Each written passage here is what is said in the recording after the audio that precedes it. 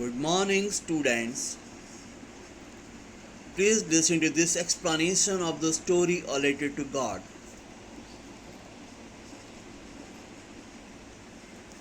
There was a farmer named Lancho. Lancho the farmer lived on the only house that was there on the top of a hill. The hill was low heighted.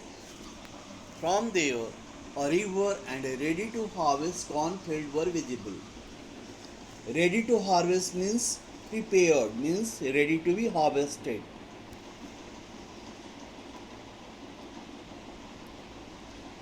The field belonged to Lancho and he had the utmost confidence that the harvest would reap great profits. The only thing that he awaited was rainfall.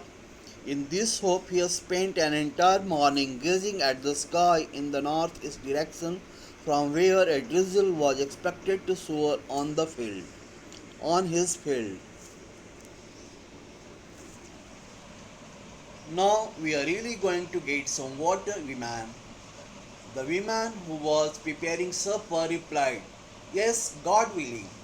The older boys were walking in the field while the smaller ones were playing near the house until the woman called to them all, Come for dinner. It was during the meal time. It was during the meal that just as Lencho had predicted, big drops of rain began to fall. In the northeast, huge mountains of clouds could be seen approaching. The air was fresh and sweet. The man went out for no other reason than to have the pleasure of feeling the rain on his body, and when he returned, he exclaimed, These aren't raindrops falling from the sky, they are new coins. The big drops are 10-cent pieces, and the little ones are fives. The man, while looking at the sky, confidently tells his wife that they are going to have a rain shower, to which the lady replies by saying, Only if everything happens as they hope and expect. Their elder children were walking at the field, and the younger ones were playing near the house when Lench's wife calls everyone for dinner. It is during that time drops of rain began to fall, hereby proving the farmer's predictions to be true. The wind was present and clouds could be seen approaching from the northeast sky.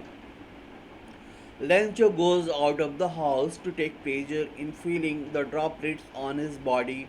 He refers to diesels as coins, large droplets being equivalent to 10 cents and the smaller ones 5 cents. He says so because these raindrops would ensure a good crop which would eventually get them a lot of money.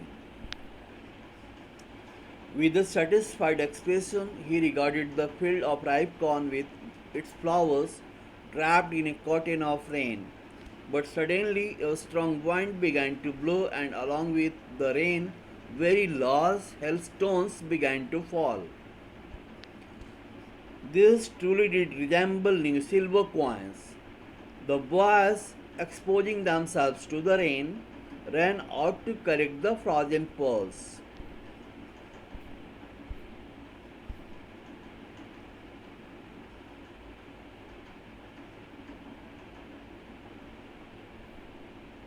The farmer now starts worrying and hopes that the storm gets over quickly, which to his utmost disappointment didn't.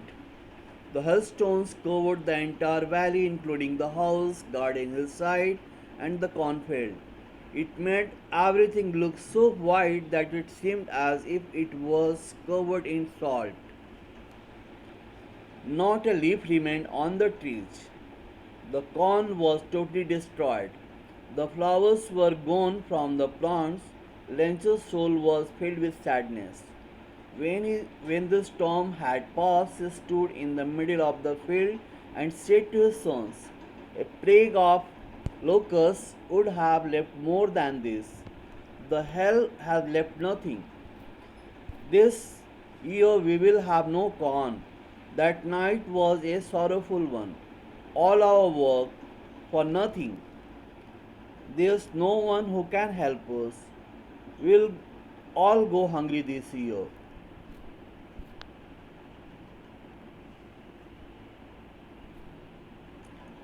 Lencho became stressed and disappointed as everything went against the plan. The trees had shaded their leaves, corns were smashed, and the flowers had also fallen from their plants. While standing in the withered fields, he conveyed his dismay and sorrow to his sons by commenting that the effect of the storm proved to be worse than that of the crop destroying insects. All their hard work had gone in vain. He felt helpless as no corn had been left and feared that they might have to starve this time.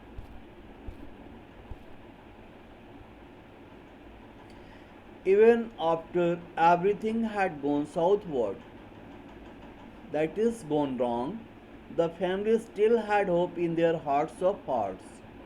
They had faith in the simplicity. They had faith in the Almighty. They had faith in the Almighty.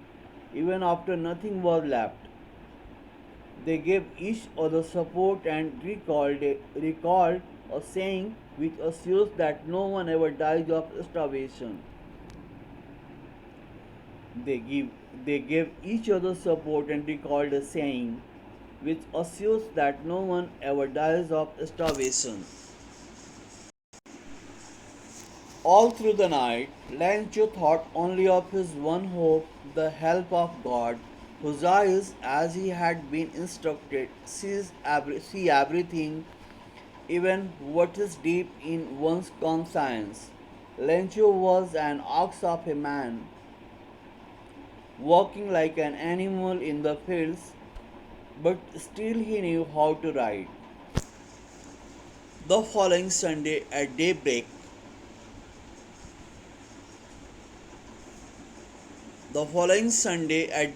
he began to write a letter which he himself would carry to town and place in the mail. It was nothing less than a letter to God.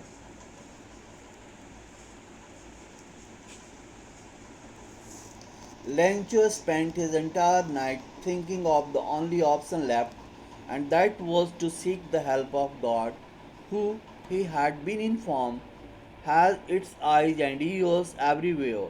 He thought of writing a letter to God conveying his grievances. Despite spending all these years working at the farm, he still knew how to write. He started writing on the Sunday morning and thought of mailing it himself by going to the town.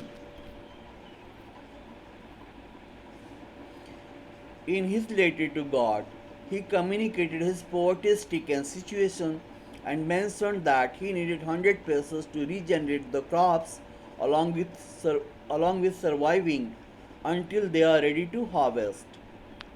On the envelope, he wrote, "To God." He, on the envelope, he addressed, "To God." Then, at the post office, pressed a stamp on the letter and dropped it in the mailbox.